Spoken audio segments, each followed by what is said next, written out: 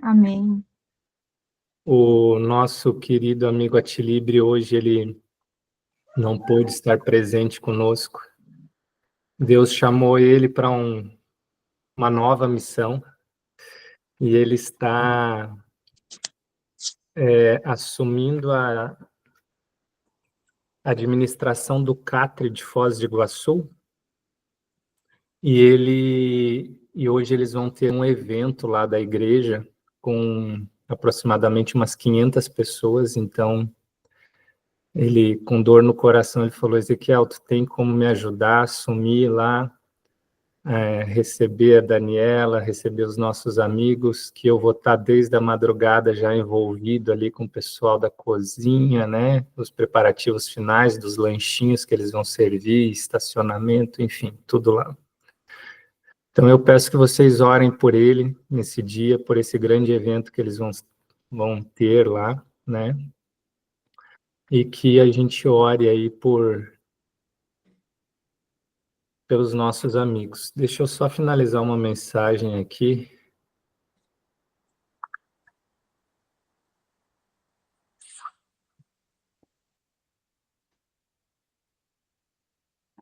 A gente hoje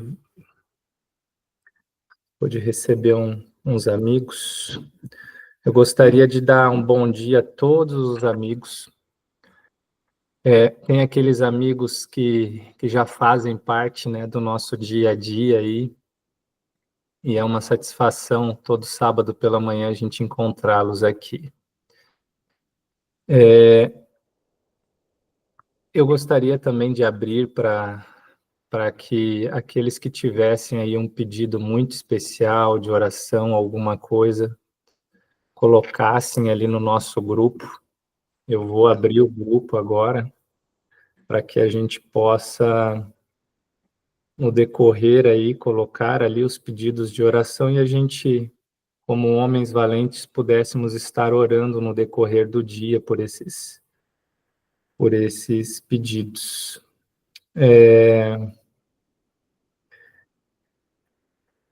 Eu faço isso no decorrer ali da mensagem, eu deixo ele ativo e a gente daí vai poder colocar, que eu acho que ele está limitado ali só para os administradores mandarem mensagem ali. Que Deus abençoe a cada um. Daniele, seja assim, ó, usada por Deus poderosamente. Não poupe nas palavras, é o que a gente costuma falar, porque nesse grupo são homens valentes, e a palavra de Deus muitas vezes ela vai doer, e que de certa forma a gente precisa receber muita informação, muito conteúdo para que a gente mude o nosso jeito de viver, que muitas vezes é um jeito de viver pela conveniência, né? Eu costumo falar que me é conveniente, é mais fácil de viver. Mas o plano de Deus para nós homens é bem diferente. E ser um sacerdote do nosso lar requer muitas vezes esforço, requer muitas vezes resiliência, requer muitas vezes mudar muitas coisas que por anos das nossas vidas a gente agiu de certa forma errada, né? Então, seja objetiva, use as palavras que você costuma usar com os homens que você faz as suas mentorias aí, né, no mundo empresarial, corporativo, que a gente sabe que ali não tem muito, eu vou falar de um jeitinho mais especial para não machucar, para não ferir. Aqui você também não precisa tratar de jeitinho, não, pode ser a mais sincera possível, tá bom? Pode deixar.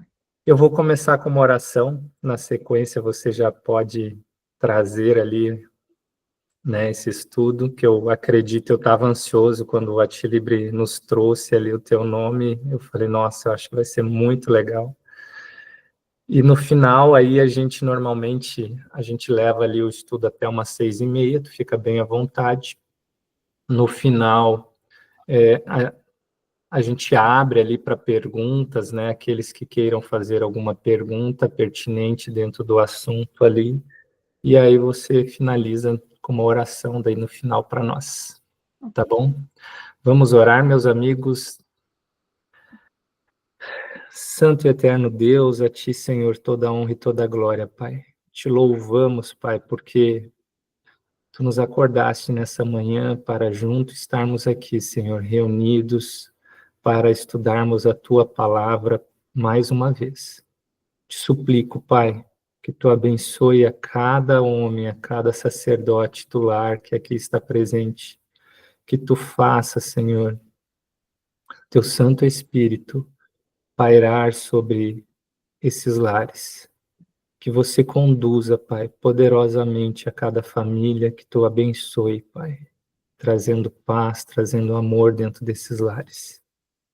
Use, Senhor, no dia de hoje a Daniela para que ela traga a Tua mensagem a nós, que ela fale ao nosso coração, Senhor, e que a gente não saia, Senhor, dessa reunião os mesmos, e que sim, possamos estar buscando, Senhor, um crescimento espiritual, um crescimento como pai, como esposo, e que a gente possa, Pai, entender qual é o Teu querer para nossas vidas, tanto dentro dos nossos lares, quanto as nossas vidas profissionais e tudo mais. Entregamos, Pai, a vida de cada um aqui presente em Tuas mãos, entregamos a vida, Senhor, das nossas esposas em Tuas mãos, Pai, para que Tu as use poderosamente, a fim que elas nos ajudem, Senhor, a encontrar o caminho que Tu queres que a gente siga. Entregamos, Pai, a vida dos nossos filhos em Tuas mãos. Tu nos capacite, Senhor, que Tu nos dê sabedoria, entendimento, Pai, entre o mal e o bem, para que a gente possa instruí-los nos Seus caminhos e que eles não se desviem, Senhor, dos Seus caminhos quando crescerem. Pai, entregamos a vida da Daniela nas Suas mãos nesse momento, que ela seja usada por Ti. Em nome do Seu Filho amado Jesus é o que eu te peço. Amém. Daniela, está contigo. Fique à vontade. Sinta-se em casa. A Nilza, esposa do Atilibre, está nos ajudando a receber as pessoas ali que estão entrando ainda. Então, vai entrando pessoas. Aí, no final, aqueles amigos ali que quiserem fazer as suas perguntas, levantem a mãozinha ali, que a gente vai organizando a fila no final ali para abrirmos para as perguntas, tá bom? Um grande abraço, um bom estudo a todos. Daniela, Deus te abençoe poderosamente. Amém. É uma alegria estar aqui com vocês, ver que tem homens que estão se levantando porque estão entendendo o chamado de Deus. E, assim, é uma alegria muito grande mesmo saber disso. Eu falo que eu tenho o ministério da mulher, mas eu sinto falta do ministério dos homens. E algumas igrejas já estão implantando o ministério dos homens, né? E isso é uma alegria muito grande. Então, assim, pediram para que eu podia falar, então nós vamos lá para realmente estarmos conversando sobre essa questão da autoliderança. O tema que eu trouxe para falar com vocês é o tema que eu abordo em empresas, né, que é o tema da autoliderança para liderar. Então, eu só sou capaz de liderar uma equipe se eu lidero a minha própria vida. E a equipe de vocês aí, alguns pode ser a empresa, mas de todos, eu acredito que uma equipe que todos têm em comum é a equipe da família. Porque a nossa família é uma equipe e ela precisa ser bem dirigida, ela precisa ser bem guiada.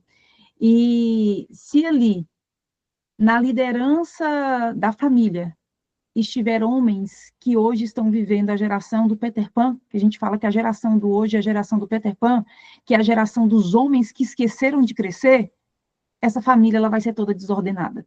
Nós estamos vivendo a geração dos homens Peter Pans, aqueles homens que eles casaram, mas eles querem continuar com as coisas de menino. E Paulo diz que quando ele era menino, ele falava como menino. Ele agia como menino, mas que quando ele se tornou homem, ele abandonou as coisas de menino.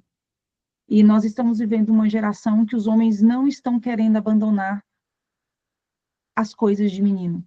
Eu tenho falado muito nas igrejas que o tema esse ano do Ministério da Mulher, que é do ano passado, desse ano da divisão, é o Mulher Plena.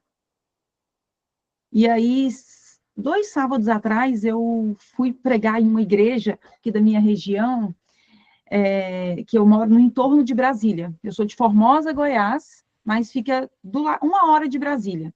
E aí eu fui pregar numa igreja de Brasília, e aí fui falar para as mulheres, nesse dia, né, foi no dia da mulher, né, dia 8 de março, e aí meu marido falou assim para mim, você vai pregar aquele sermão que os homens acham que você está falando só para as mulheres e no final você bate nos homens? Aí eu falei assim, é exatamente esse sermão. E aí eu sempre digo assim, ao lado de uma mulher plena, quando a gente vai ver ali a mulher de Provérbios, ela tinha um homem que era honrado. Então, se eu abordo os pilares da mulher plena e eu falo assim, se você quer uma mulher plena ao seu lado, você precisa ser um homem aos pés de Cristo. Você precisa ser um homem honrado. Honrado na sua cidade. Você precisa ser um homem honrado no seu trabalho. Você precisa ser um homem de honra. Que para as pessoas falarem mal de você, elas vão precisar mentir. E nós estamos com essa falta nessa geração de hoje. Nós estamos com a falta da geração de homens que assumam o papel que Deus estabeleceu na vida deles, que é o papel de sacerdote. O sacerdote de um lar, o líder de um lar. Mas, como eu disse, como que nós vamos ser líderes de lares se não lideramos a nossa própria vida? E Ellen White fala que o homem, para ele ser um sacerdote de lar, ele precisa ser um homem de maturidade desenvolvida. E não um homem onde ele está ali entregue aos seus desejos, entregue aos seus defeitos. Então, eu gosto muito de um texto, eu quero começar com um texto de Coríntios, de 2 Coríntios 12, 10, que diz assim.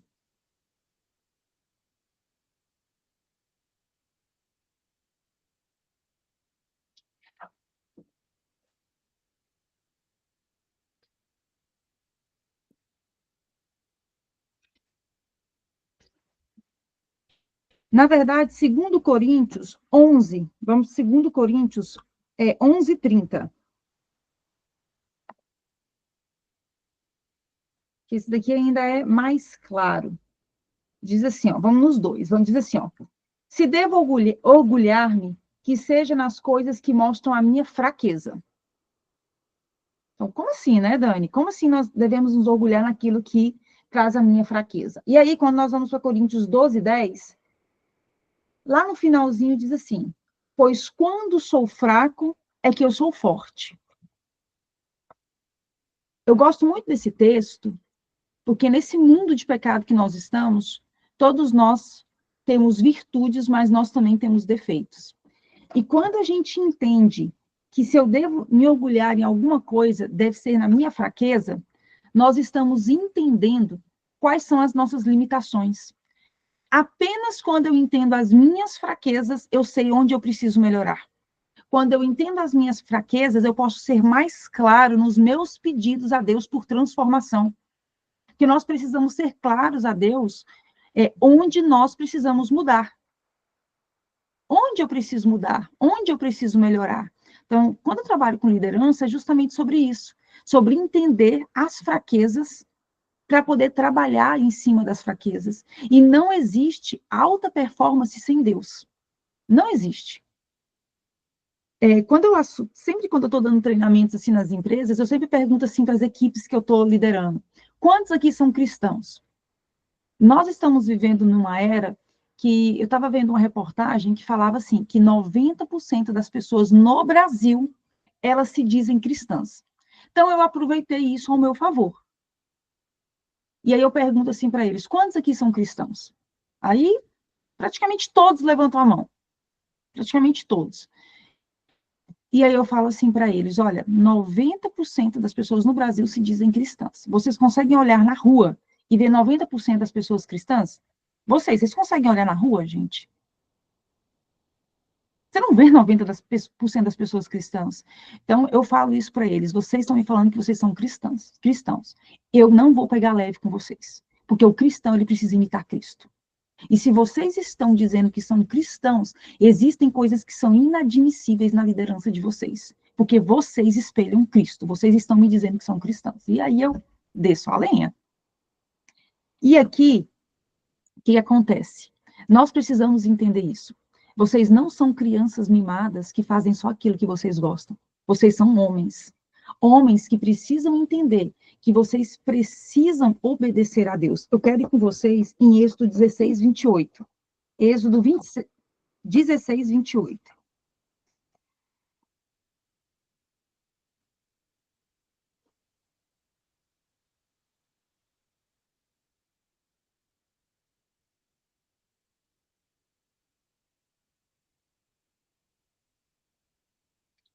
Êxodo 16, 28, na minha linguagem, diz assim, ó. Então o Senhor disse a Moisés. Então o Senhor está dizendo a cada um de vocês: até quando vocês se recusarão a obedecer aos meus mandamentos e às minhas instruções? A sociedade cristã, o que eu vou trazer para o nosso mundo cristão? Eu tenho passado por muitas igrejas, muitos estados diferentes, falando especialmente para as mulheres, porque o meu ministério na igreja, ele tem sido maior para mulheres. Embora hoje eu tenha sido chamada mais para falar para homens, por eu trabalhar como liderança. E nas empresas, de cada 20 líderes que eu atendo ali em grupo, 4 no máximo são mulheres. A predominância é ainda masculina na liderança. E o que eu tenho visto? Mulheres feridas por homens cristãos. Então, isso tem acontecido muito dentro da nossa igreja adventista. A falta da obediência aos mandamentos de Deus e às instruções dele tem destruído famílias. As famílias estão vulneráveis, porque quando o homem ele é vulnerável e ele é entregue aos ataques de Satanás, ele deixa os filhos e a esposa sem proteção. E isso é muito importante. É muito importante entender isso. Que quando um homem ele abandona o papel que deveria ser dele, toda a sua família está desprotegida.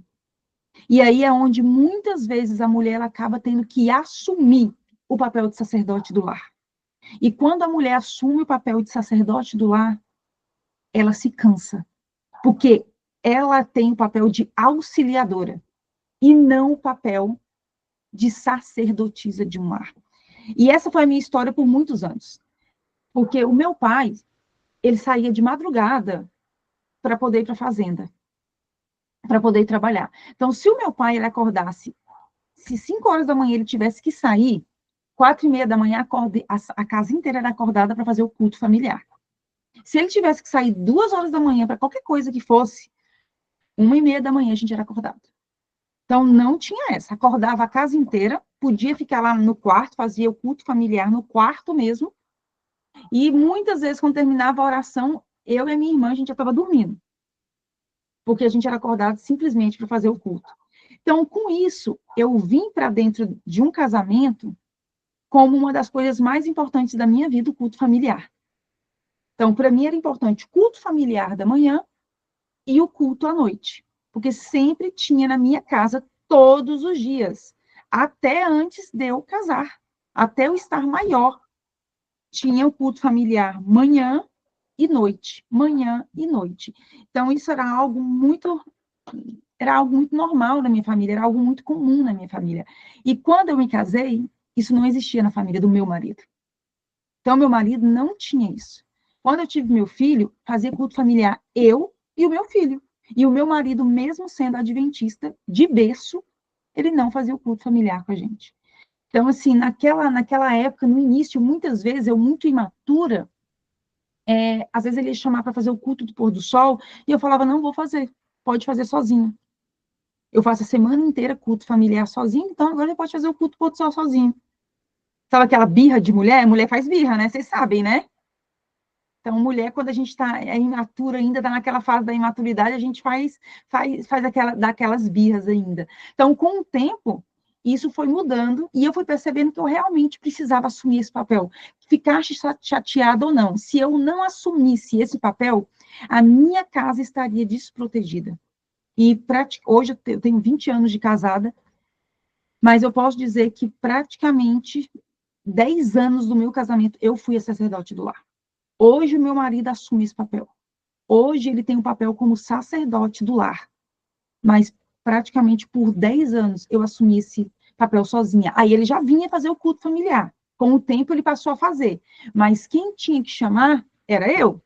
Sempre eu que tinha que estar chamando. Vamos fazer o culto? Vamos fazer o culto? Como os meninos foram criados desde que nasceram fazendo culto familiar, então eles mesmos chamavam. Se a gente fosse dormir, tipo assim, mencionasse como se fosse dormir sem fazer culto familiar, eles não fez o culto, não fez o culto, não fez o culto. Então, criança é assim. Então, desde pequenininho, eles sempre cobravam. Então, hoje também, mesmo eles estando maiores, eles cobram a questão do culto familiar.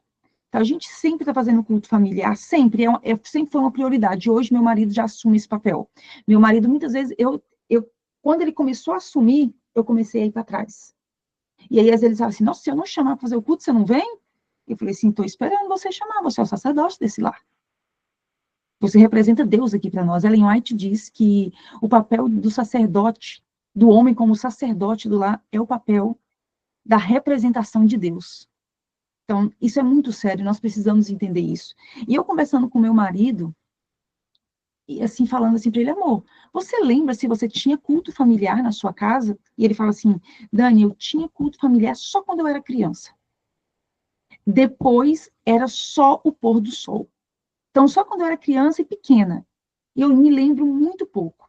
E aqui entra a importância da liderança até os filhos saírem de casa. Culto familiar não é para ser feito só quando são crianças. Porque se na família do meu marido eles tivessem feito até os filhos saírem de casa, eu acredito que eu não teria tido esse problema com meu marido. Então, é a liderança, a paternidade, essa liderança, o pai ele precisa entender que ele é um líder dentro da casa dele e que a casa dele é a primeira empresa. Então, mesmo que você trabalhe em uma empresa, ou seja, dono de uma empresa, a sua primeira empresa é a sua casa. Isso é importante, entender isso. Porque ali você vai forjar homens. Eu não sei se vocês já assistiram um filme que eu já indico aqui para vocês. Já assistiram o filme A Forja? É um filme muito bom, né? Muito bom aí. Acredito que todo homem tem que assistir aquele filme. E as primeiras pessoas que vocês vão forjar são os filhos de vocês. E a esposa também. Porque, assim, a esposa que ela está debaixo de um sacerdócio, de um homem que ele é entregue aos pés de Cristo, ela é uma esposa feliz. Ela é uma esposa que ela se sente alegre em ocupar o papel como auxiliadora. E aí nós vamos entrar aqui na questão da autoliderança. Porque para eu liderar, primeiro eu tenho que liderar a minha própria vida. E na autoliderança, a gente entende a parte física, a parte mental, intelectual, a parte espiritual, a parte emocional e também entra a parte financeira. Então, quando eu entendo que eu tenho que me autoliderar, eu entendo que existe uma guerra dos sentidos também. Uma guerra do grande conflito pela minha mente, pelas minhas emoções, pelos meus sentidos. Aquilo que eu ouço, aquilo que eu vejo, aquilo que eu toco, aquilo que eu sinto. Existe essa guerra e eu preciso entender isso para que eu possa exercer a autoliderança sobre a minha vida. Então, a autoliderança, ela começa quando eu entendo assim, ó, lá em João 8:32 diz assim, conhecereis a verdade e a verdade vos libertará. Essa verdade não é só sobre a verdade bíblica. Por quê? Porque o Espírito de Profecia diz que nós precisamos conhecer a verdade sobre nós mesmos. Quem nós somos? Quem eu sou? Quais as minhas qualidades? Quais as minhas vulnerabilidades para que eu possa mudar? Então, quem você é? Quais são as fraquezas de caráter que você tem? Às vezes, eu sempre trabalho muito perfil comportamental.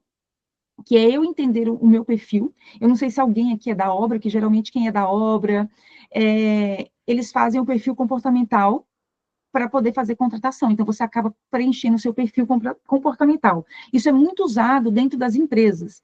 E aí são 4 perfis, que é o perfil influente, perfil dominante, perfil conforme e o perfil estabilidade. Cada um deles tem as vulnerabilidades do seu perfil. Perfil comportamental é como Deus nos criou. Quem sabe a gente tem até uma oportunidade mais para frente de falar só sobre perfis comportamentais. Aqui não dá para eu abranger tudo, mas eu vou dar um exemplo do perfil dominante. Perfil dominante, não treinado, é um Trump da vida. É um Pedro, um João, quando falou assim, quer, Senhor, que eu manda fogo, Senhor, para destruir essa cidade? Que pegou uma espada e cortou a orelha ali do soldado. Pedro era perfil dominante. Perfil dominante são pessoas mais brutas, são pessoas que explodem facilmente. A raiva é uma constante na vida deles. A esposa não fez uma coisa, já esbraveja. Aconteceu alguma coisa que não gostou, já esbraveja. Então, esses são pessoas do perfil dominante, que têm muitas qualidades. São pessoas geralmente proativas, pessoas executoras, pessoas que gostam de fazer, pessoas rápidas, aceleradas, mas que têm um defeito muito grande, que é a raiva, explosivas, às vezes muito centradas no eu, no egoísmo, as coisas são do meu jeito. Então, nós precisamos nos entender para que a gente possa, o Espírito Santo possa trabalhar melhor em nós. Quanto mais a gente se conhece, mais o Espírito Santo consegue trabalhar. Porque você vai ser específico, você vai falar assim, olha, Senhor, eu preciso que o Senhor me ajude a controlar a minha ira. Eu preciso que o Senhor me ajude nos defeitos X, Y, Z. Então, esse autoconhecimento, ele é importantíssimo. Então, quando eu entendo isso sobre mim, eu saio daquele texto, meu povo perece por falta de conhecimento. Porque eu preciso me conhecer, eu preciso me entender. E eu vou entender que a autoliderança, ela começa com o autoconhecimento. Não existe autoliderança sem autoconhecimento. Então, você se conhece, entende suas fraquezas, suas limitações, para se desenvolver. E na autoliderança, eu preciso entender que Deus, gente, Deus deu tanta coisa para o seu povo, de instrução. E eu preciso entender que eu preciso cuidar de mim, como homem, fisicamente. Fisicamente, eu preciso cuidar de mim. Por quê? Porque hoje eu entendo que o meu corpo é o meu principal ativo. O principal ativo que vocês têm é o corpo de vocês. Se o corpo não estiver saudável, como que vocês vão conseguir fazer o serviço do Senhor? Então, a autoliderança tem a ver com cuidado físico. Eu preciso cuidar do meu corpo, cuidar da minha mente, cuidar do meu espiritual, do meu emocional e das minhas finanças também. Mas falando fisicamente, eu preciso cuidar do meu corpo. Quanto tempo eu tiro para fazer atividade física semanalmente? Quanto tempo eu tenho cuidado do meu corpo, que é templo do Espírito Santo? Como tem sido a minha alimentação? Eu tenho alimentado com aquilo que Deus nos deu, eu tenho nutrido o meu corpo, eu tenho simplesmente comido apenas produto alimentício. Porque existe uma diferença entre alimentos e produto alimentício. Alimento é a fruta, é a verdura, são as coisas que Deus nos deu, castanhas, nozes, feijões. Produto alimentício é aquele refrigerante que eu pego na prateleira do mercado, aquela bolacha recheada que eu pego na prateleira do mercado, essas coisas que eu pego na prateleira do mercado que não são alimentos, que são só produtos alimentícios patenteados, sendo vendidos para ganhar muito dinheiro. E às vezes fala, mas Dani, homens não se alimentam desse jeito. Se alimentam, porque eu atendo líderes que a alimentação deles são essas. E eu falo assim, pelo amor de Deus, vocês não são meninos mais, não. Como que vocês querem ser produtivos dentro da empresa se vocês não se alimentam bem? Então, hoje eu falo muito sobre os remédios, os 8 remédios naturais de Deus, dentro das empresas. E eles não ficam com raiva de mim. Quando eu falo dentro da igreja, o povo sai com raiva. Mas nas empresas, eles não saem com raiva. E eu falo, se você quer ser uma pessoa produtiva, você precisa cuidar do que ingere. Então, se você quer ser um homem consagrado a Deus, onde Deus fala através de você, você precisa cuidar do que entra na sua boca. Você precisa cuidar da sua alimentação. Uma alimentação saudável é a base de tudo. Aquele que não consegue controlar o seu paladar, controlar a sua boca, ele não controla mais nenhuma outra área da vida. O espírito de profecia diz isso. Então, o primeiro autocontrole que vocês precisam ter sobre a boca de vocês, sobre aquilo que vocês comem, sobre aquilo que vocês alimentam. Existem coisas que não são alimentos. Um exemplo deles é refrigerante. Isso não é alimento. Existem coisas que são inegociáveis. O que você precisa tirar da sua mesa? Quando você senta para comer, você consegue olhar para aquilo que está na sua mesa e falar assim, Senhor, eu engrandeço e eu glorifico o teu santo nome com isso que eu estou ingerindo nesse momento. Se você não consegue, não é para você comer. Porque a Bíblia diz, quer bebais, quer comais, ou façais qualquer outra coisa, fazei tudo para a glória de Deus. Então, se você não consegue glorificar o nome de Deus com aquilo que você está ingerindo diariamente, aquilo precisa ser eliminado da sua vida. Porque aquilo que você come precisa glorificar o nome de Deus. Então, eu preciso cuidar do meu físico. Eu preciso cuidar daquilo que eu como. Eu preciso praticar atividade física. Há muito tempo atrás, tem uma revista aqui, que ela é uma revista de 40 dias de oração sobre saúde. E eles trouxeram um estudo lá mostrando que, para o coração, uma pessoa que não pratica atividade física equivale a uma pessoa que fuma um maço de cigarro por dia. Eu não sei se vocês tiveram acesso a essa revista, ela é muito antiga, muito antiga. E aí esse estudo é do Instituto do Coração, falando a nível de coração. Uma pessoa que não pratica atividade física equivale a uma pessoa que fuma um maço de cigarro por dia. E nós temos essa mensagem há muito tempo. Há muito tempo atrás. Uma mensagem que está sendo falada hoje, nós temos ela há muito tempo atrás. Então, eu preciso cuidar do meu corpo físico. Eu preciso cuidar do meu intelectual. O que eu estou colocando? O que eu tenho assistido? O que eu tenho lido? Eu trouxe aqui algumas literaturas que eu vou indicar para vocês. O que eu tenho lido? O que eu tenho assistido? O que eu tenho visto? Por quê? Pelo que nós contemplamos, nós somos transformados. Então, aquilo que você contempla te transforma. E, gente, hoje o mundo está como está porque a mídia começou a trazer isso para o mundo. A mídia começou a trazer que o adultério é normal. A mídia começou a trazer que o homossexualismo é normal. A mídia foi trazendo tudo isso como normalidade. E hoje é aceito pela sociedade. Mas tudo começou pelos olhos, por você assistindo algo que estava na tela da televisão, e aquilo foi moldando o ser humano por décadas, não veio do dia para a noite. Então, o que você tem assistido? O que você tem olhado? O que você tem visto? Eu não sei se vocês conhecem esse livro, A Batalha de Todo Homem. Esse livro ele é fantástico, né?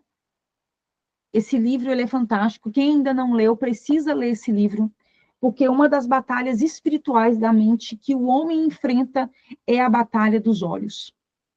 Né? Infelizmente, com o pecado, o homem ganhou isso, vou dizer, de maldição. Então, se eu não tomo cuidado com os meus olhos, eu vou adulterar, mesmo que seja apenas em pensamento. Então, esse livro, ele é um livro que faz a gente entender essa mente masculina. Então, assim, foi um livro muito importante, eu gostei muito da leitura dele, ele fez muita diferença para mim, como esposa, em entender isso e poder ajudar meu marido nesse processo também. Então, todo homem precisa ler esse livro. Um outro livro é Eu Prometo, que também é um livro muito bom. Gosto muito desse livro, ele vem falando sobre o compromisso para o sucesso do seu casamento. Então, ele é um livro muito bom mesmo. E um outro livro, que eu quero ver se eu xeroco ele, se eu consigo digitalizar ele, porque ele saiu de linha, é o Mito da Grama Mais Verde. Talvez esse, não sei se vocês já conhecem esse. Esse é um livro que hoje você está comprando ele aí por R$500. Às vezes você acha de 300, 200, mas menos de R$200 você não acha esse livro, porque ele não tem mais, você só encontra ele usado. Então, ele é um livro que eu falei assim, vou ter que piratear sem, como se diz assim, na intenção de dar. Porque você não encontra ele realmente para comprar mais, a não ser usado, e assim, limitado. Aí eu falei bem assim, o correto não é nem a palavra piratear, porque eu não quero vender, né? É eu digitalizar ele, para poder colocar ele em PDF, para poder está podendo dar ele para os homens lerem, porque ele é especial, eu digo assim que ele é especialmente para os homens. É um livro que as mulheres têm que ler, mas ele é de um jeitinho mais especial para os homens. Então, esses 3 livros aqui, um outro livro que ele é da casa, que é o Vida Plena de Poder, ele é um plano de 12 semanas para melhorar seus relacionamentos, e principalmente o relacionamento com Deus. Ele é do mesmo autor de Fuga para Deus. Esse aqui já é bem mais conhecido, Fuga para Deus. Né? Fuga para Deus é bem conhecido, mas eu gosto muito desse, porque esse você lê um capítulo e durante a semana você vai falando. Esse livro aqui foi o livro que me ajudou a ter uma comunhão constante com Deus, principalmente de estar assim todo o dia inteiro com a minha mente ligada a Deus, sabe? Tá conseguindo ouvir a voz de Deus nitidamente. Então, esses 2 livros aqui foram os livros que me ajudaram nesse processo. O Fuga para Deus, ali primeiro esse, e aí depois esse daqui, que é uma aplicação do Fuga para Deus. Então, ele foi o livro que fez um diferencial muito grande na minha vida. E por falar em diferencial muito grande na minha vida, uma das decisões, falando aqui na autoliderança sobre espiritualidade, que a gente já vai... É tudo uma mistura. Vocês podem perceber que está tudo interligado. E aqui o físico, o mental, o intelectual, porque você está colocando coisas intelectuais ali na sua mente, coisas espirituais na sua mente. Eu tomei a decisão, em 2025, foi a minha principal meta para 2025, que eu faria uma vigília semanal. Uma vigília semanal individual. E aí, uma vez por semana, eu acordo ou 3 ou 4 horas da manhã, eu coloco o celular para despertar às 4. E falo para Deus, Senhor, se o Senhor quiser me acordar antes, o Senhor me acorda antes. Mas muitas vezes ele me acorda às 3 horas da manhã. E aí eu vou e faço uma vigília de 3 horas da manhã até às 6 horas da manhã. Uma vigília onde eu estou somente eu e Deus. Aí eu tenho todo o scriptzinho da vigília. Eu começo contando para Deus. Eu começo sem pedir nem agradecer. Eu começo contando para Deus os meus planos, os meus projetos, os meus sonhos. Então, eu começo contando para Deus, conversando com Deus, como se eu estivesse conversando com um amigo ali do meu lado. Então, eu começo a vigília, assim, nesse contato de conversar. Depois, eu começo a vigília clamando, porque pedir é diferente de clamar. Clamar aconteceu alguma coisa na sua casa, um acidente, você precisa chamar a ambulância. Você não chama assim, olha, aconteceu uma coisa aqui na minha casa, a minha esposa está passando mal, eu gostaria que vocês viessem aqui. É assim que vocês fazem quando vocês ligam para o SAMU? Não é. Vocês clamam, pelo amor de Deus, minha esposa está passando mal, manda uma ambulância aqui, manda alguma coisa aqui. É assim que a gente faz, é no desespero. Então, clamar é diferente de pedir. E aí eu passo para a parte de clamar. Eu vou clamar a Deus para que Ele me ajude nos meus defeitos de caráter. Então, eu vou mostrar para Deus quais são os meus defeitos. Ah, sim, eu sou dominante. Tá? Meu perfil é dominante. Então, se hoje eu sou uma dominante muito bem treinada, para a pessoa me tirar do sério, nossa, custa muito. Mas eu era o perfil dominante não treinado, eu era aquela pessoa que se eu chegasse no banco e não me atendesse em 15 minutos, eu pedia para chamar o gerente. Se eu fosse para consulta médica e não me atendessem dentro do horário que estava combinado, eu quero falar com o diretor desse hospital.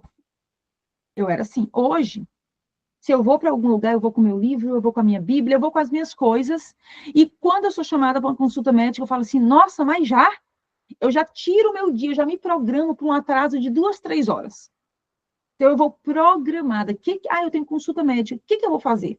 Aí eu vou estudar tal livro, eu vou levar tal livro, às vezes eu levo até meu notebook. Quem me espera é o médico, porque eu tenho que desligar o notebook, guardar dentro da bolsa na hora que ele me chamou para poder ir para a consulta. Por quê? Porque eu entendi qual era o defeito que eu tinha, e eu comecei a trabalhar isso com estratégias, mas também trabalhar com oração, porque é o esforço humano aliado ao poder divino. Ellen White fala isso, que nós precisamos fazer a nossa parte, porque se a gente não faz a nossa parte, não adianta Deus enviar o sol e a chuva. Não adianta Ele enviar isso para nós. Então, assim, eu preciso fazer a minha parte. Então, eu fui entender quem eu era, os meus defeitos. Então, quando eu começo nessa segunda parte da vigília, eu começo pedindo a Deus para me ajudar para derramar o Espírito Santo sobre a minha vida, para me ajudar nas minhas dificuldades. Quais são as minhas dificuldades? Quais são os meus defeitos? O que ele precisa trabalhar em mim? E aí eu passo ali um tempão conversando com ele, quais são todas as dificuldades que eu enfrento. O que eu preciso da mão dele poderosa de auxílio. E aí eu peço para ele força, eu peço para ele poder. Aí eu entro para uma outra parte da vigília, que é orar pelos líderes da nossa igreja. Aí eu oro, tem outra parte que é sobre os doentes, pedindo por, e eu sou específica, eu tenho pedido, peço por fulano de tal que está com isso, fulano que está com isso, fulano que está com isso. A gente tem que ser específico nos nomes, então sou específica no nome, e aí eu vou fazendo todos esses pedidos. Então, uma vigília, igual quando a gente faz vigília na igreja, só que é uma vigília individual. E eu tenho sentido como que Deus tem agido muito mais através de mim, a partir dessa vigília. Por quê? Porque eu tomei a decisão de que eu tenho...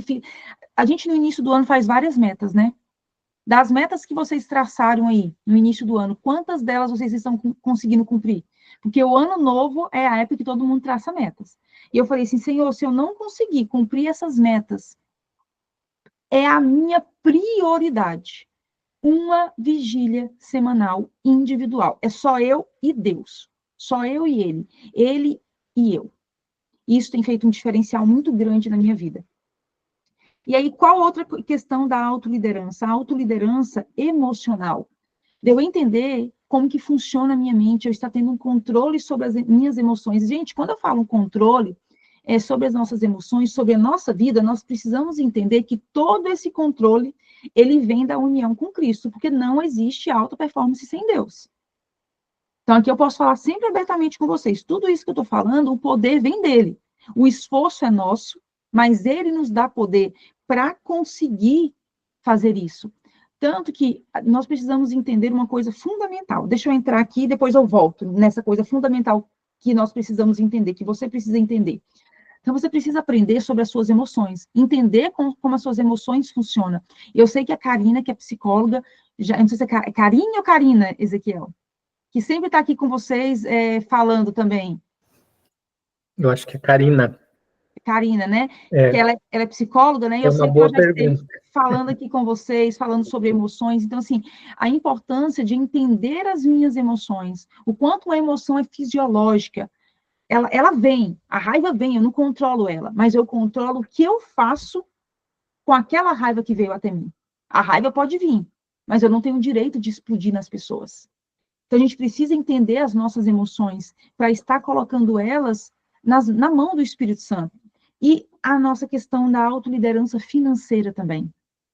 Então, assim, gente, olha, nós precisamos estudar sobre finanças. Eu mentorei uma menina que ela estava escrevendo um livro, e aí eu ajudei ela no processo desse livro dela, e o livro dela é justamente sobre finanças, equilíbrio financeiro. Ela é adventista também, então ela fala muito à luz da Bíblia, então é muito bom. Então o livro chama Equilíbrio Financeiro. Eu não, acho que o livro não está aqui fácil, deixa eu ver se está aqui para eu mostrar para vocês. Espera aí.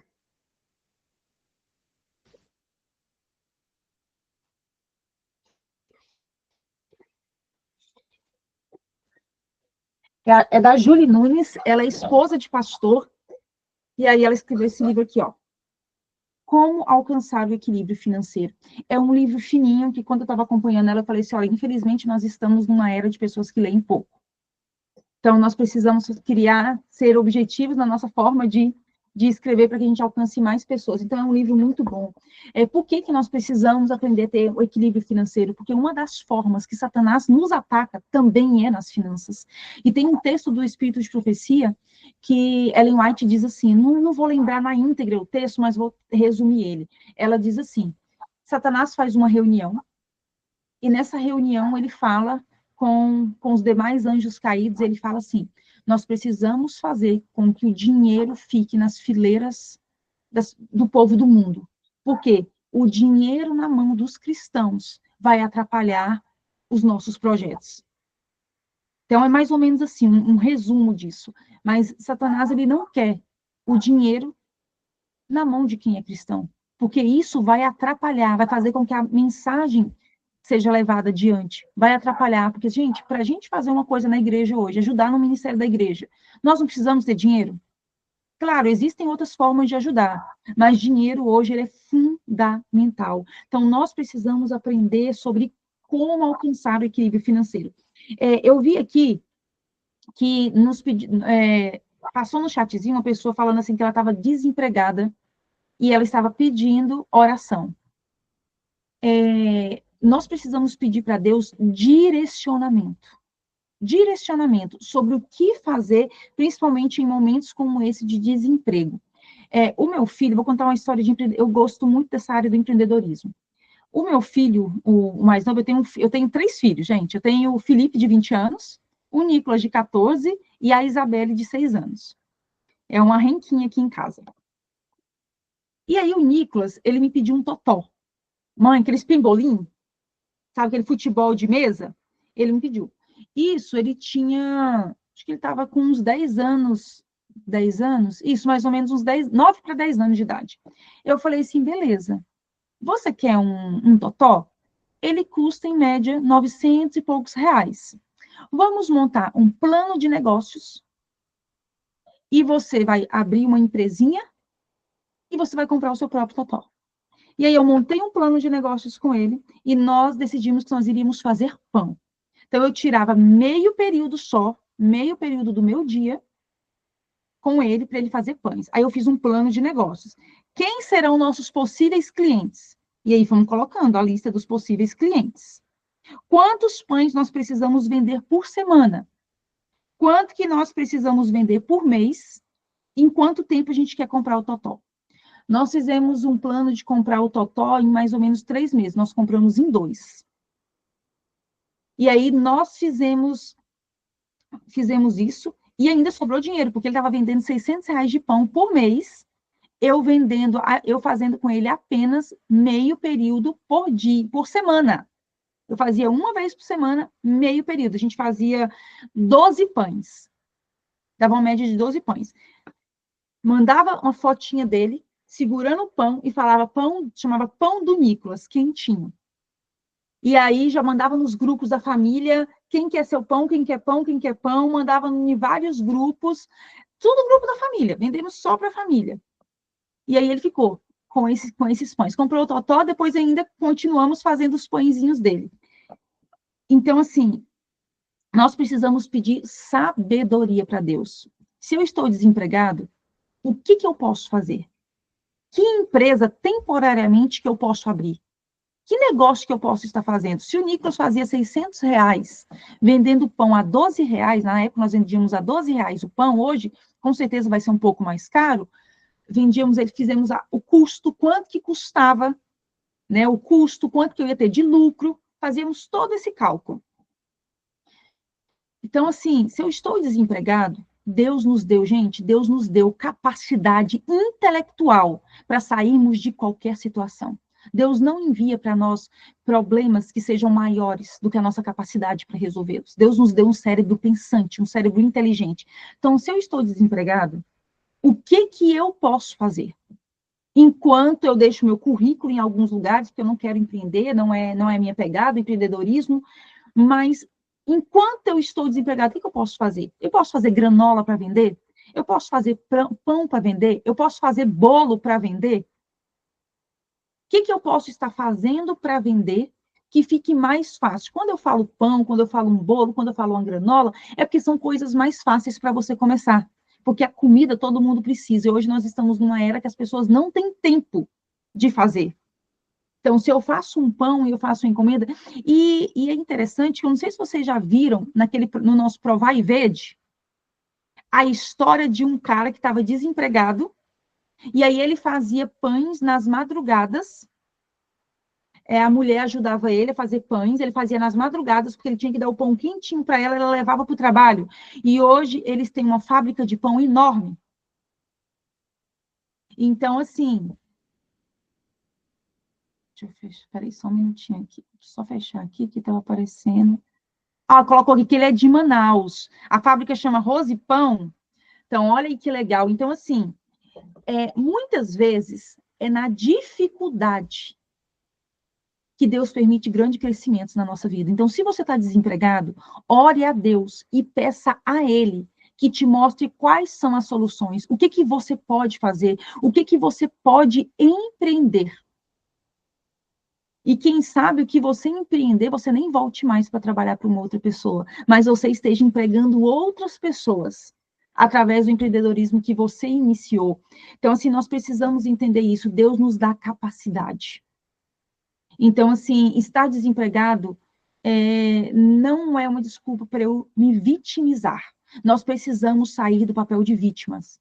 E eu pego homens marmanjos que estão no posicionamento de vítimas. E eu falo, nesse posicionamento você não vai sair. E no posicionamento também das desculpas, desculpas verdadeiras. Ai, mas é muito difícil. Ai, isso não dá por conta disso e daquilo. Ai, por exemplo, eu não consigo fazer atividade física porque eu tenho que levantar muito cedo. A gente chama de desculpas verdadeiras, aquelas desculpas que são verdades, mas que elas te afastam do seu objetivo. Então, a desculpa verdadeira, ela simplesmente vai te afastar daquilo que você deseja. Eu quero buscar Deus todo dia de manhã, mas é tão difícil acordar cedo, porque eu trabalho no pesado, já chego cansado em casa e não consigo acordar de manhã para buscar Deus.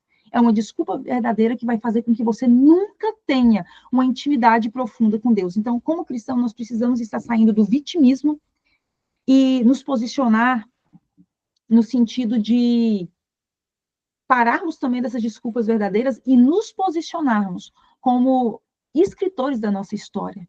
Uma história que ela é escrita por nós, porque a história da humanidade ela é escrita por nós, cada um de nós escrevemos a sua história, só que nós escolhemos quem vai direcionar, se é Deus ou não, mas ela é escrita por nós. Deus nos dá o livre-arbítrio, ele não escreve a nossa história. É a gente que escreve. Então, nós precisamos entender que não importa o que aconteceu no nosso passado. Não importa. Não importa o que aconteceu no nosso passado. Não importa, todos nós passamos por traumas, todos nós passamos por dificuldades, mas o que importa é o que eu vou escrever da minha história a partir do que aconteceu comigo. Então, se eu estou desempregado hoje, o que eu vou escrever a partir de agora?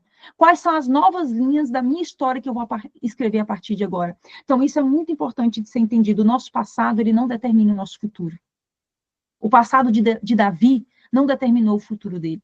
Ele decidiu se entregar a Cristo mesmo após a queda. Então, assim, todos nós passamos por quedas, todos nós caímos em algum momento da vida. E ninguém fracassa porque cai. As pessoas fracassam porque elas permanecem no chão. Então, se você caiu, se você tem alguma queda, levanta. Todo dia é um dia de recomeço, todo dia é um dia de levantar. Então, nós precisamos entender isso. Nosso tempo já está praticamente acabando. Estou aqui olhando aqui para o tempo, tá? Deixa eu ver aqui se eu conseguir falar tudo que eu gostaria de falar, né? E, assim, quero terminar aqui no ponto que eu falei, assim, que é fundamental para nós entendermos é o seguinte. Muitas vezes, nós nos focamos em querer vencer a nossa dificuldade. Se eu não consigo fazer atividade física, eu quero vencer isso. Se eu tenho esse defeito de caráter, eu preciso tentar vencer ele. Claro, existe o seu esforço. Mas antes disso, eu preciso entender uma coisa. O meu foco, ele não tem que estar nisso. Como assim, Dani? Você falou tudo que você falou até agora, que a gente precisa se esforçar, que a gente precisa autoliderar a nossa vida em todas as áreas da nossa vida. Sim, você precisa desse esforço.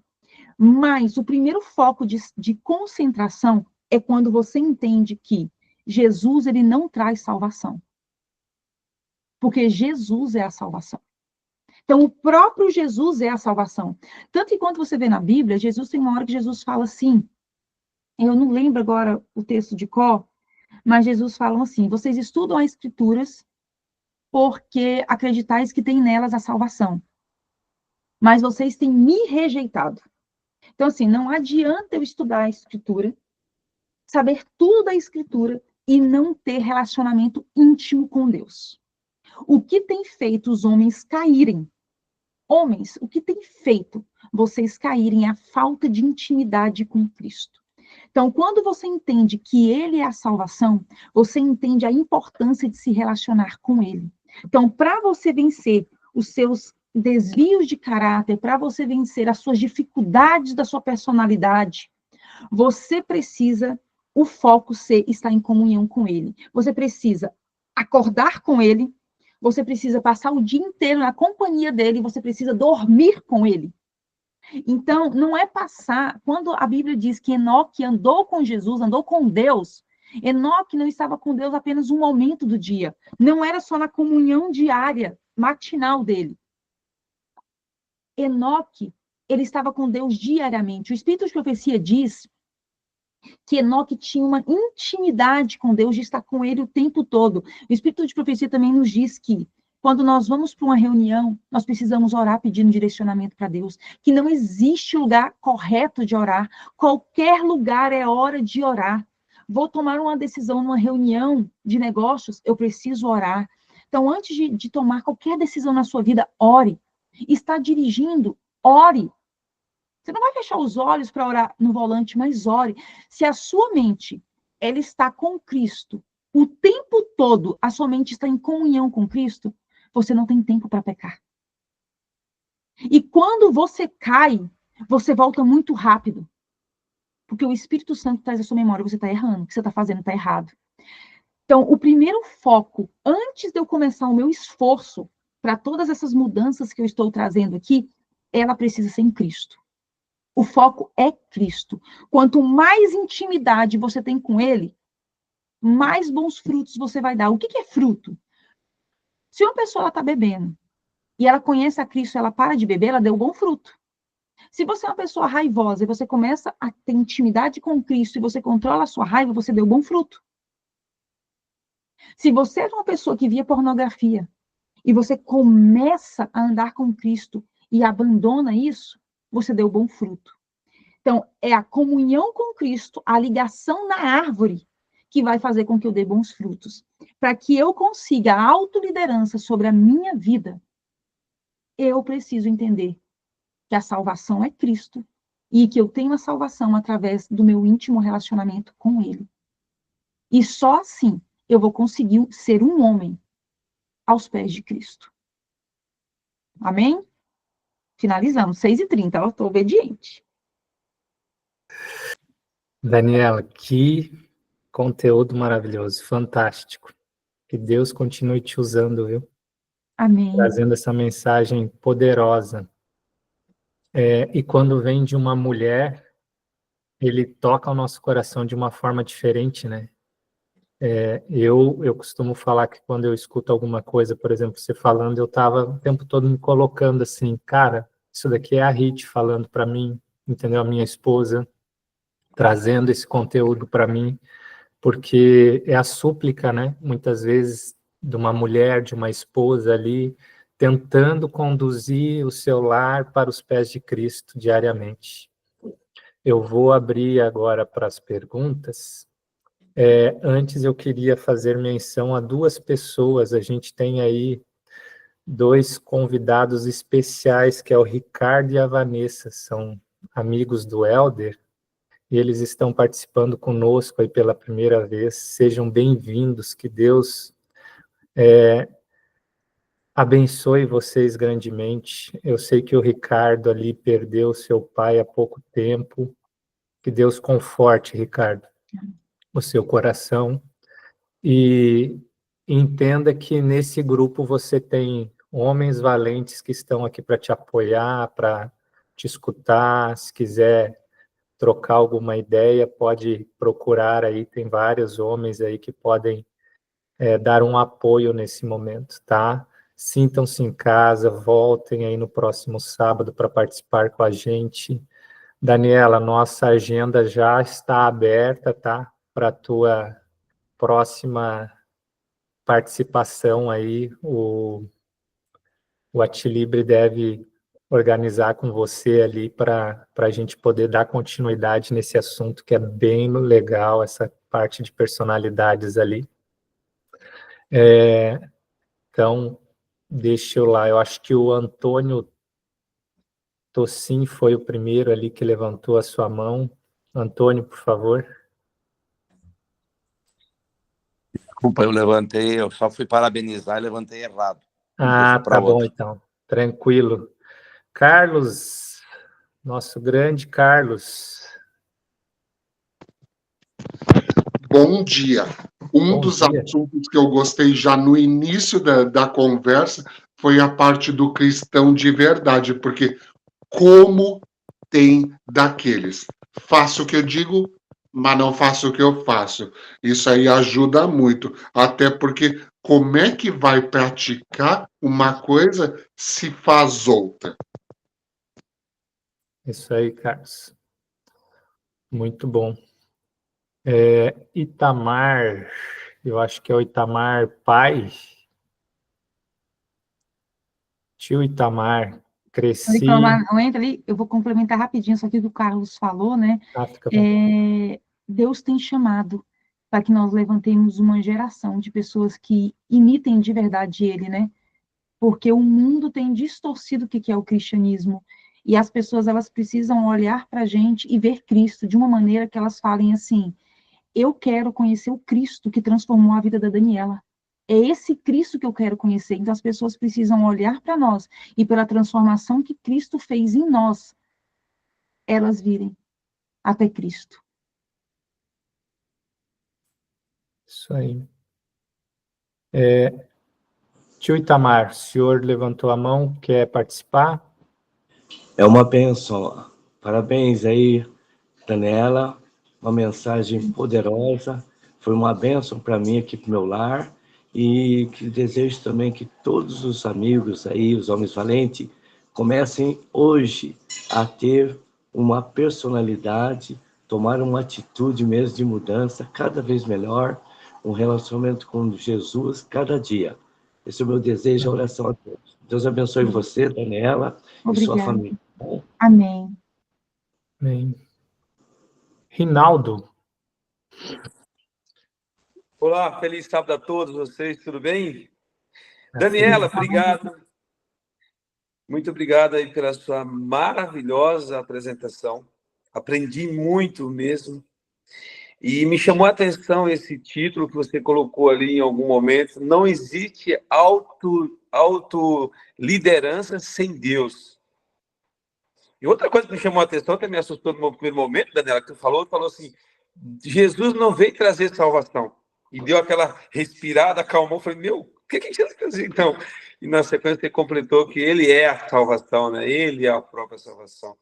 Realmente um conteúdo muito interessante, como falou Ezequiel aí, conteúdo muito interessante. Achei interessante que você trabalhou a questão também das finanças, essas partes ali, né? Exercício físico, emocional, muito completa a sua palestra. Pena que é pouco tempo realmente para colocar tudo e condensar tudo isso, né, Daniela? Mas eu saio daqui muito satisfeito, muito preenchido com essas informações. E até eu queria fazer uma pergunta para ti, Daniela. Você que está pregando, está constante aí nessa dele, e outros também que queiram participar, qual assunto hoje nós deveríamos pregar na igreja? Assim, tem um assunto específico que mais relevância nos tempos agora que nós estamos falando, que deveria assim, ser o foco? Olha, deveria trazer mais ao púlpito pregações com esse assunto. Amor, juízo, não sei. Como que você sugeriria, Daniela? Intimidade com Deus. Intimidade com Deus. A mudança só vem da intimidade com Deus. Tem que se trazer mais assuntos de ajudar a pessoa a desenvolver a intimidade dela com Deus. Sabe, a entender isso. Como que eu me relaciono com Jesus? Como que eu faço isso de maneira prática no dia a dia? Tem um grupo no Brasil que eles estão fazendo isso, que inclusive eu quero trazer eles para a minha cidade, que é o pessoal do MASC, Momentos a Sós com Cristo. Momentos a Sós com Cristo. Isso, eles fazem um projeto de meia semana de oração nas igrejas e ensinando a como ter essa intimidade com Cristo. Chama MASC, Momentos a Sós com Cristo. Momentos a Sós com Cristo. Interessante. Tá bom, Daniela. Eu agradeço de coração, viu, filha? Amém. Se a gente parar para analisar aqui no momento que a gente tem um relacionamento íntimo com Deus, Deus vai nos conduzir e vai trabalhar todas as nossas fraquezas, né? As nossas inclinações, ele vai trazer à tona, e isso vai fazer com que a gente deixe de ser o homem Peter Pan, né, Daniela? Exato. E comece a se tornar um homem valente verdadeiramente, né? Porque no momento que a gente está distante, essas coisas de um homem Peter Pan ali, digamos assim, são normais, é o que o mundo está está vivendo, é o que o mundo está pregando, essas conveniências, né? Ah, eu tenho isso, eu tenho aquilo, sou assim, participo de amigos, de não sei o que, aquela situação toda. No momento que você começa a ter uma intimidade com Deus, você vai se distanciando de tal forma desse jeito que o mundo diz ser o jeito masculino, que você vai entendendo, cara, isso aqui não faz mais parte, isso daqui não faz, tal, eu tenho que agir dessa forma agora. É uma caminhada dura, mas é uma caminhada E aí, fantástica. Ezequiel, é importante entender, né, o Rinaldo que tinha perguntado, é importante entender que, gente, autoconhecimento é tudo. É tudo no sentido, assim, para eu me relacionar com Cristo. Então, eu começo a entender que o foco é intimidade com Cristo, mas eu preciso me conhecer. Exatamente. A falta de autoconhecimento tem matado as pessoas, porque, as pessoas não se conhecem. Eu sei quais são os meus defeitos, eu, Daniela, sei quais são os meus defeitos, eu sei quais são eles, para na hora que eu me ajoelhar e clamar a Cristo, eu clamar por Cristo mudança naqueles sentidos. E eu ensino isso para os meus filhos hoje. Eu ensino para minha filha, eu falo assim para minha filha de 6 anos, eu falo assim para ela, minha filha, você precisa aprender com seu irmão, que é bom nisso, seu irmão precisa aprender com você, que você é boa nisso, e você precisa matar isso daqui em você, ó, isso daqui não combina com quem você é. Eu sempre trato eles, sempre tento diferenciar o comportamento da identidade. Então, esse comportamento aqui que você fez, isso não condiz com a princesa do Senhor que você é. Não combina com você como cristã. Então, a gente tem que entender que certos comportamentos não combinam com a gente. Mas o primeiro ponto sempre central de nossas pregações tem que ser a praticidade da intimidade com Cristo. Depois, o meu autoconhecimento para eu entender o que eu preciso melhorar em mim, o que eu preciso transformar, porque as pessoas, elas vivem muitas vezes a síndrome da Gabriela. Eu sou assim, eu nasci assim e eu vou morrer assim. Isso não existe para um cristão. Cristão não nasce assim. E um erro que tem se ensinado é assim, mas eu não vou mudar a essência de quem eu sou, porque se você muda quem você é, você não pode mudar quem você é. Tem que mudar sim. Nós nascemos num mundo de pecado e que nós precisamos mudar para nos assemelharmos a Cristo. Então, isso é fundamental a gente entender. E a questão da referência, né, Daniela? Quando a gente tem uma referência, por exemplo, você usa, filho, você tem que ser como o seu irmão mais velho tem que ser o exemplo, né? Vai sendo essa referência. E não é comparar, né? Não é comparação. É mostrar os pontos fortes que ele tem. A criança tem que crescer entendendo os pontos fortes e fracos dela. Então, você é boa nisso você não é. Vamos desenvolver. Seu irmão é bom nisso, vamos aprender com seu irmão aquilo ali, ó, que ele é ótimo nisso, vamos aprender com ele. É diferente de comparação. É você aprender um com o outro, porque isso é o cristianismo. É aprendermos uns com os outros. Sim. Achei interessante, para terminar aqui, achei muito interessante essa parte que a Daniela colocou também, Dani, que as pessoas precisam ver Jesus em nós precisamos exalar o perfume de Jesus sem a gente falar com as nossas ações. E tu falaste também que nós precisamos desenvolver tal ponto de que para alguém falar mal de nós, precisa mentir. Isso é fantástico. Olha que desenvolvimento eu preciso, essa intimidade com Deus, para que eu conheça aquelas outras partes lá, físicas, emocional, financeira e tudo mais. Eu preciso primeiro me autoconhecer, me esforçar com Jesus para que essas outras coisas sejam possíveis. Então, primeiro ela é com Jesus, é a intimidade com Jesus, para que as outras coisas eu consiga perceber a falta de exercício, a emoção, o controle da emoção seja uma coisa, puxa a outra coisa. A primeira é intimidade com Deus, né? Obrigado muito obrigado. Vamos dar a palavra para o Luiz agora, depois o Edilson, e daí a gente finaliza com o Túlio ali. Luiz. Bom dia a todos os valentes, bom dia, Gabriela. E aquela parte ali que o esposo tinha dificuldade de fazer o culto familiar, eu também cresci num lar que não era adventista, então a gente não estudava a Bíblia, eu entrei para a igreja com uns 20 anos mais ou menos. Aí eu faço culto aqui, tudo, né? Mas às vezes a gente esqueço assim dessa parte, assim, também estou desenvolvendo essa parte assim de chamar a família para fazer o culto e tudo a gente faz, mas a minha esposa muitas vezes também assume a frente aí que ela cresceu na igreja e eu estou desenvolvendo isso aí também. E não é uma coisa por mal, é que o que a gente aprendeu na infância é muito forte assim. Então até a gente desenvolver uma caminhada com Deus, formar o hábito. E eu gostaria de pedir o nome dos 3 livros ali que você falou no início, para anotar. Já estão no grupo lá, Luiz. Depois do grupo lá? Então tá Já bom. coloquei no Whats e também, Daniela, já tem um presente para você. Estou mandando ali o PDF do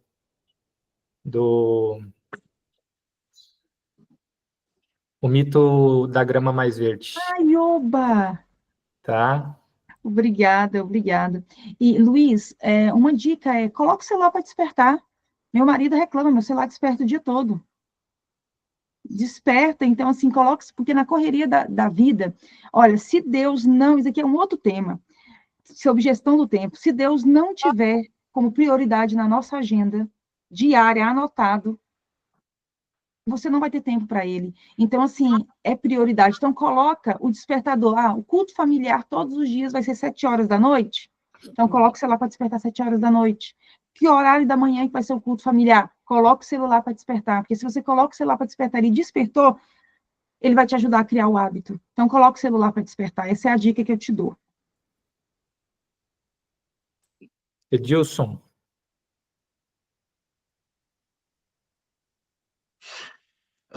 Bom dia a todos. Daniela, parabéns aí pela mensagem. E eu queria destacar só um ponto aí, que até o companheiro aí falou primeiro também, sobre a questão que você falou do sacerdote do lar, né? Ele chamar para fazer. E até eu nasci na igreja, né? E minha esposa não. Minha esposa já entrou na igreja um pouco antes da gente se conhecer. Isso há 17 anos atrás. E eu nasci na igreja, sempre fazendo, meu pai sempre fazia o pôr do sol, sempre fazia o culto familiar durante a semana. Só que depois que a gente casou, eu achei, né, como homem, né, que se ela assumisse a função de chamar para fazer o culto familiar, era uma maneira dela se fixar mais. E eu achava normal quando ela chamava. Às vezes até eu dizia para ela, tu é a sacerdotisa do lar. Entendeu? E hoje eu percebi que realmente o que tu falou é totalmente diferente do que eu imaginava, né? E ela sempre chama para fazer o culto familiar, eu sempre vou, a gente sempre faz junto e tudo ali. E eu percebi que umas coisas que eu sempre fazia quando era criança, né? Que era cantar a musiquinha após a oração. Minha filha hoje, com 13 anos de idade, quando a gente não canta, ela chama. Né? Que a gente faz a oração, faz o Pai Nosso e canta a musiquinha, que eu cantava quando era criança. E se a gente não canta, ela puxa, porque a gente esqueceu. Né? Mas o que me tocou hoje foi exatamente isso. Essa questão de dizer que é eu que tenho que chamar. Essa é a minha função. Né? E eu sempre achei que era normal, os dois poderiam ser o sacerdote do lar. Né? E hoje essa ficha caiu para mim. Né? Parabéns aí. Amém. Ela é a sua auxiliadora, né? Ellen White diz que a mulher ela vai estar ao lado do marido como auxiliadora, como conselheira do marido. Então, o dia que você não estiver, que às vezes está muito corrido e ela percebe que você não vai chamar, e ela, sim, ela pode chamar, mas essa função do sacerdócio do lar dentro de uma família, ela é do homem. Ela é o papel do homem. É isso aí. Há um tempo atrás eu fiz um estudo, Daniela, sobre auxiliadora idônea, né? E aí buscando ali as traduções do hebraico e tudo mais, aí falava que ela também traz a tradução como auxiliadora oposta, que muitas vezes a mulher é auxiliadora oposta, né? Mas daí trazia que ela nos salva de nós mesmos. Né, porque muitas vezes nós homens temos a arrogância, né, de falar não, porque assim é dessa forma e não sei o quê, e Deus está usando a nossa esposa ali para nos salvar de nós mesmos muitas vezes, né? Então nesse momento ela é a auxiliadora oposta, e para que nós tenhamos uma esposa conforme Efésios, nós temos que ser um homem conforme Efésios, senão não vai dar certo, né? Túlio, vamos lá? Beleza. Daniela, você falou aí sobre a identidade cristã e a diferença que temos que ter, a diferença da identidade cristã e a identidade secular, mundana. E você tem os dois ambientes aí. Me diga uma coisa. É tão diferente, e o que mais tem detonado os homens da igreja, se é diferente do que tem detonado os homens lá fora, as famílias, tudo, ou se estamos no mesmo barco e a gente precisa saber aonde a gente precisa se policiar, porque senão a gente aqui está falando e a gente está igualzinho. Ajuda a gente aí. Olha, eu acredito que o primeiro ponto que está destruindo as famílias é o adultério. A normalização do adultério no meio cristão. Então, esse é o primeiro ponto. Porque o adultério... Olha, eu tinha um mentor que ele falava assim para mim, que o adultério era uma possessão demoníaca. Que quando o homem estava na cama com outra mulher, ele estava sendo possesso por Satanás. Mesmo que a mente dele ainda estivesse ali, ela não estava completamente ali. Então, ele levava isso muito a sério. Falava muito isso. Ele já faleceu há um tempo, há 6 anos atrás, mas ele falava isso para mim. Ele era mentor, ele era adventista. Então, assim, a primeira coisa é essa questão do adultério, porque, infelizmente, está normalizando no meio cristão também. Né, no meio cristão e no meio da igreja adventista também, né, em todos os meios eu tenho visto isso. Por quê? Porque eu atendo cristãos. As empresas hoje acabam que muitas que eu atendo são cristãos. E é normal o adultério. Tá entendendo? É normal. Então, assim, então, o que é a questão que eu vejo que está tanto lá fora quanto dentro? Eu ser cristão, mas eu não viver Cristo. Eu ser cristão, mas eu não leio a Bíblia, eu falo assim para eles, quantos aqui lê Bíblia? Todos os dias? Nenhum. E se eu pergunto, às vezes, dentro da igreja, é a mesma quantidade. Sabe? Muitas vezes. Na igreja, claro, vai ter mais. Mas, assim, tanto no mundo quanto dentro da igreja, essa falta de compromisso com Cristo. Porque é fácil eu dizer que eu sou cristão. O difícil é eu viver Cristo. Por quê? Porque viver para Cristo quer dizer renúncia. Eu renuncio o meu modo de falar, eu renuncio o meu modo de vestir, eu tenho que renunciar até o meu modo de pensar, porque os meus pensamentos têm que estar conectados nele. Então, eu acredito que é nesse sentido. Então, assim, a primeira coisa que eu falo, que aconteceu, que né, que virou algo normal, que normalizou é a questão do adultério, mas a questão dessa falta de intimidade com Deus, porque ela vem de dentro da igreja e o mundo não tem, e as pessoas cristãs lá no mundo, eu falo cristãs porque onde eu vou, todo mundo fala que é cristão. É um ou outro que fala que não é. Não vai para a igreja, mas é cristão. Porque acredita, então acredita, mas não vive. Então, assim, é a vivência. É preciso viver Cristo, é preciso respirar Cristo, é preciso, na hora de tomar uma decisão, pensar assim, como que Cristo agiria no meu lugar? E isso só vem de uma intimidade com Deus. É preciso ter essa busca. Senhor, me ensina como ter intimidade contigo. Então, assim, é essa busca por intimidade. O meio, dentro da igreja, está com falta disso, e o mundo nem se fala, lá fora nem se fala. Ô Daniel, deixa eu te perguntar uma coisa dentro desse contexto, que a gente já tem tratado muito desse assunto em outros momentos.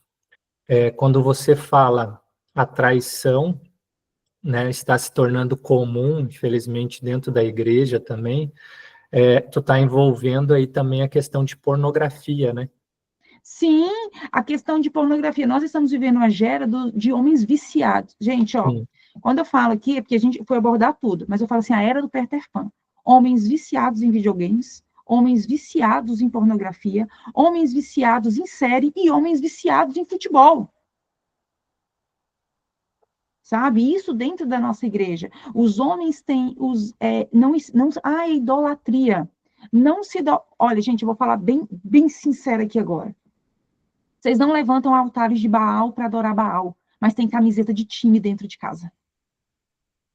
Isso é idolatria. Estou sendo aqui muito sincera. Por quê? Você gasta 2 horas assistindo futebol por semana.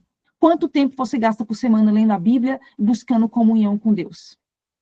E agora as apostas estão inundando também. Isso, ainda tem apostas agora. Então, assim, beleza, você tira 2 horas para assistir futebol? Tira 6, então, para compensar lendo a Bíblia. Porque, com certeza, com o tempo, até o seu gosto por isso vai começar a diminuir. Então, assim, a gente gosta das coisas do mundo, as pessoas estão gostando das coisas do mundo, porque elas não conseguem ter intimidade com Deus a ponto de gostar das coisas de Deus. Então, assim, isso é muito sério. Ezequiel. Gente, Tio Ari e Carlos, eu vou pedir desculpa para vocês, mas a gente já está com o horário bem estendido. Tem gente aí que tem compromisso, a Daniela também tem os compromissos dela. Eu vou pedir para ela finalizar. Daniela, muito obrigado. E esse final aí também foi fantástico, a gente tem trabalhado muito esses assuntos aí, embora, se a gente for analisar o nosso perfil de homens que participam, são homens mais maduros, né, mas não quer dizer que nós não estejamos sofrendo algum desses problemas, mas que nós possamos também ter esse entendimento para ajudar pessoas que estão próximo de nós, né? Sim, Deus quer levantar uma geração que não sejam esses homens. Porque que nem aquele filme A Forja que vocês assistiram. Para eu levantar uma geração, eu preciso estar forjado em Cristo. E Deus quer levantar essa geração. Deus precisa de homens como vocês, que estejam dispostos a acordar às 5:30 da manhã para estudar sobre desenvolvimento, para estudar sobre cristianismo. Deus precisa de mais homens como vocês. Amém. Que estejam interessados no que vocês estão interessados, porque é através de homens como vocês que nós vamos estar moldando a futura geração, a geração dos filhos de vocês, a geração das igrejas que vocês frequentam. Então, Deus quer levantar um povo que faça o que vocês estão fazendo. Amém. Ora para nós, Daniela, por favor. Senhor Deus, grandioso Pai, graças te damos pela vida, graças te dou pela vida de cada homem que está aqui, ó Pai, que se propôs a levantar às 5:30 da manhã, ó Pai, todos os sábados, porque eles querem estar aos teus pés, ó Pai. Derrame bênção sem medida sobre a vida deles, sobre a casa deles, ó Pai, sobre a família deles, Senhor. Que o Senhor venha estar dando direcionamento para eles, ó Pai, para que eles possam ser homens segundo o teu coração, segundo o teu entendimento e segundo a tua vontade, ó Pai. Eu entrego a vida desses homens, ó Pai, e os abençoo em nome de Jesus Cristo, pelo amor a Jesus Cristo, ó Pai. Amém. Amém, Senhor. Amigos, foi gravado o encontro de hoje, em breve será disponibilizado. Vamos compartilhar para que mais homens possam estar com a gente aí nos próximos sábados. Daniela, obrigado, que Deus continue abençoando você, a sua família. Faça planos para voltar a estar em breve com a gente aí, que foi muito bom. Deus te usou poderosamente no dia de hoje, sem dúvida alguma. Deus abençoe a todos. Amém.